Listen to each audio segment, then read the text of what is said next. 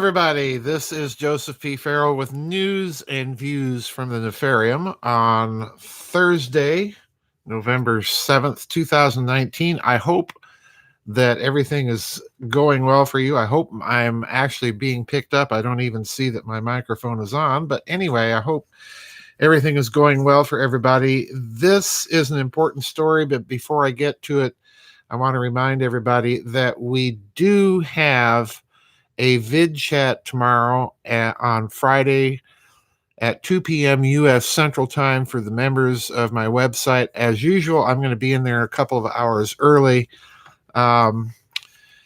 just for pre-chat conversation, the usual routine that we go through. Anyway, today is an important story. I've linked an article, or will link an article once this posts, from Zero Hedge. And it's a rather lengthy article. It's a very good one. If you are not familiar with the Bank of International Settlements from my various books on the system of hidden finance, this article, for one thing, goes through a very nice summary review of how important this bank has been in the international central banking crony capitalism community, as I like to call it.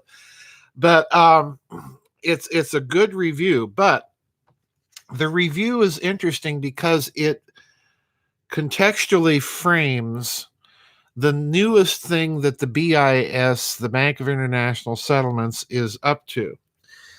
And I want to talk about that today briefly.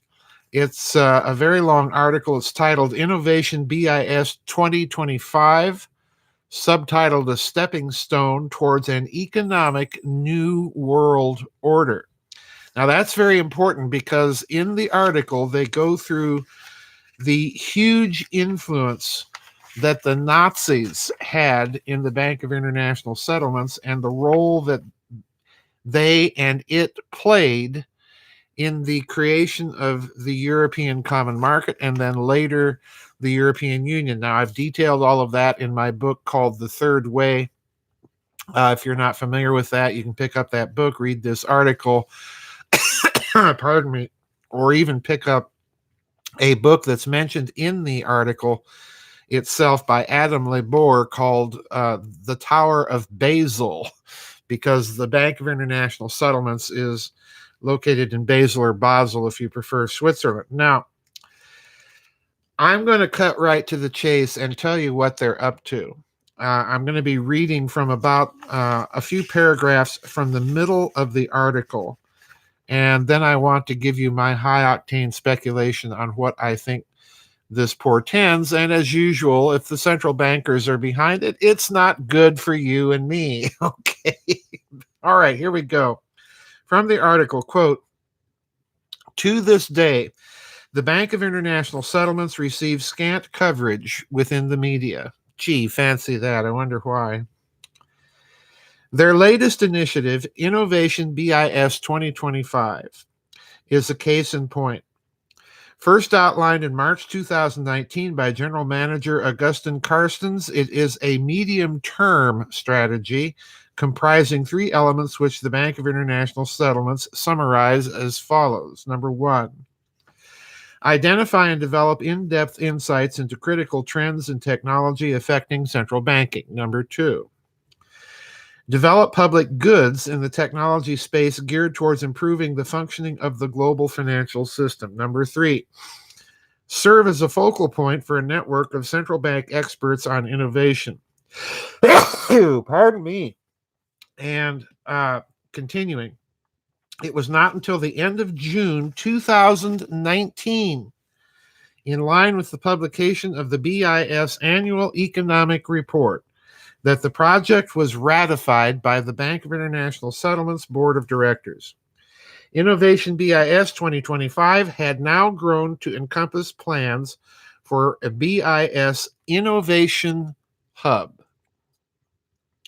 The accompanying press release mentioned how the hub will, quote, foster international collaboration on innovative financial technology, unquote.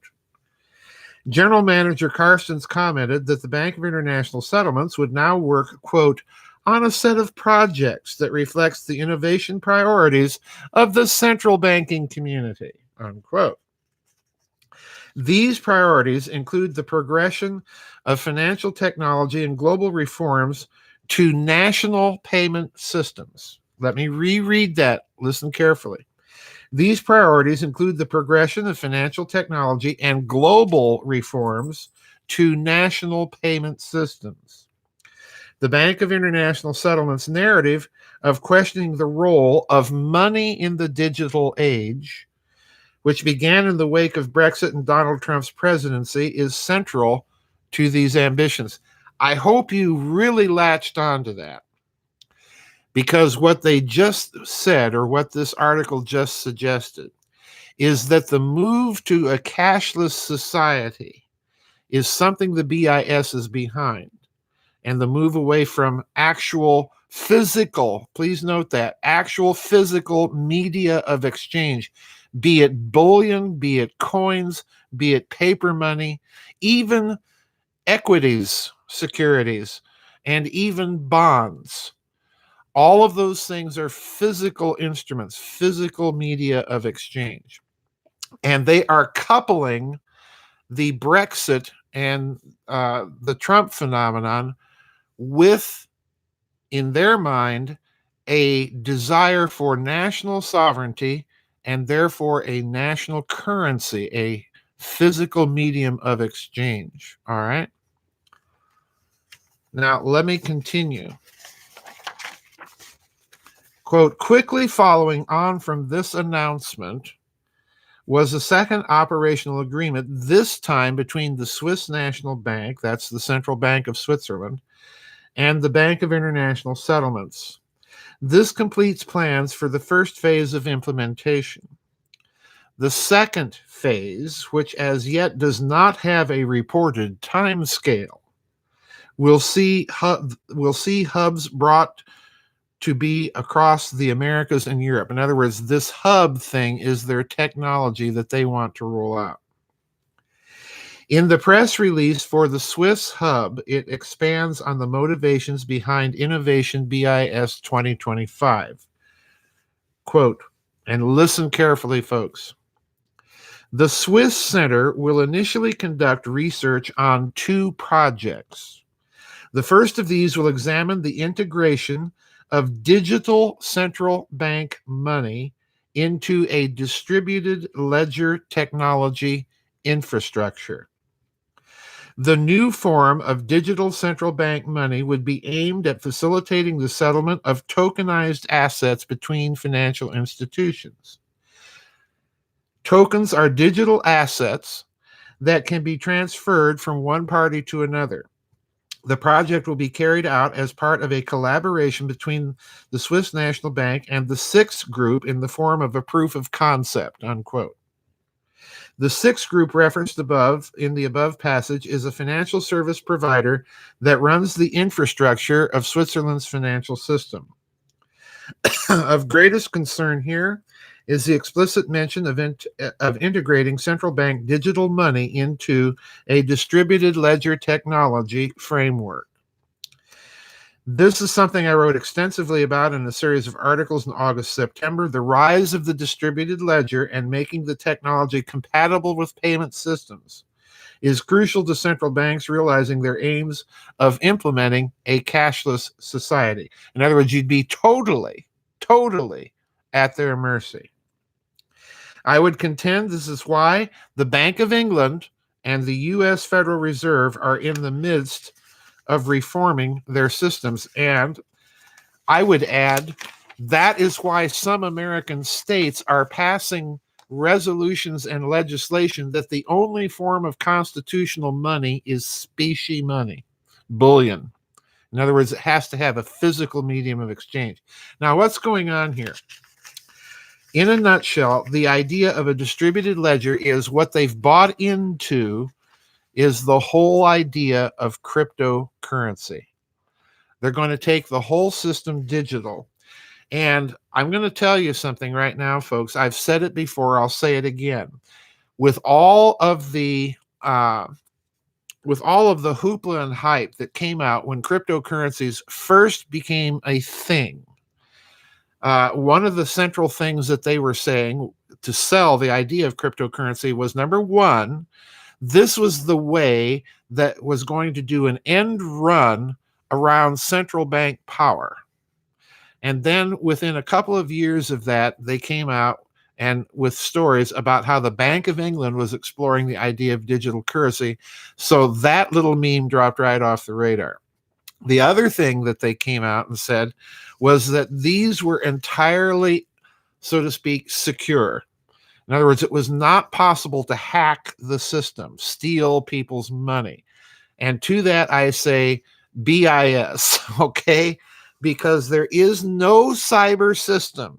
And I'm borrowing the words of former Assistant Secretary of Housing and Urban Development, Catherine Austin Fitts here.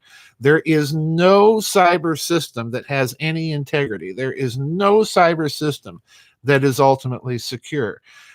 Case in point, if you believe this idea and then all of a sudden we suffer an electromagnetic pulse event, even from the sun, that could wipe out everybody. And I mean everybody. Go back and look up an event that happened in the 19th century with a massive solar flare that brought down telegraphy stations, telephones, everything in the 19th century. So I'm saying BIS to the BIS's proposal. Now, what else is going on here? Recently in Australia, and I've been getting a lot of stories from Australia because we have some members in Australia, that the Australian federal government has recently imposed a limit of 10,000 Australian dollars to cash transactions. Now, in this country, if you conduct any transaction, be it cash or not, over 10,000 American dollars, this is automatically reported to the IRS and the Department of the Treasury. But in Australia, it's cash transactions that are limited. So my guess here is that part of the strategy of implementing this new crypto digital currency world that these central bankers want to create and eliminate cash altogether. And that means ultimately, for all of you investors out there, that means those stock certificates and bonds in your safe deposit box or your safe at home or whatever, they're going to try and get rid of that too. That leaves all of the information and the power over that information in the hands of the banks. And folks, that's too much power. So I urge you, put up your debit card, put up your credit card, and start doing transactions in cash. All right. This $10,000 limit, I suspect that they're rolling out in Australia. They're going to roll this out in other countries as well. And then over time, they're going to gradually shrink it. Well, most people don't need to do a $10,000 transaction, and that's why they've set it that high, because most of us don't carry around in our wallets, $1,000 bills and conduct transactions with them. They're going to lower it. They're going to have it. Then they're going to say, oh, well, maybe not more than $1,000. If you have physical cash in excess of $1,000, you will be committing a crime. And then they'll lower it to 500 and so on until they gradually get it completely eradicated. Now, I've been predicting something else as a consequence of this over several years. The more they try to tighten down the global economy, the more the local economy slips through their grasp. And I suspect as a result, and we're seeing little indications of this already in the United States. I don't know about you folks in Europe or Australia or Japan, but we're seeing little indications of it in the United States, where local currencies emerge as media of exchange. And in many cases, they are actual physical media of exchange in place of going through banks and so on, credit cards and so on. I predict that the more they put this system in place, the more you're going to see the emergence of underground local economies. And folks, I think it's a good thing to start preparing for that. Start talking to people about these developments, because they do want total control over your financial life.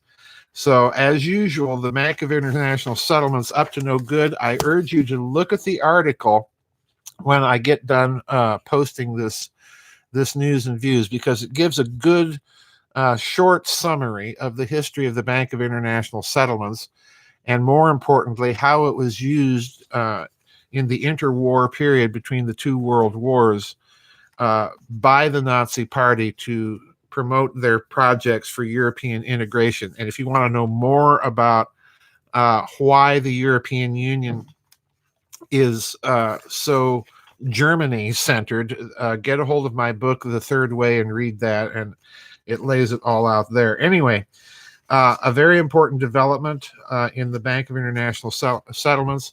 I want you to go out and read this article and pass it along.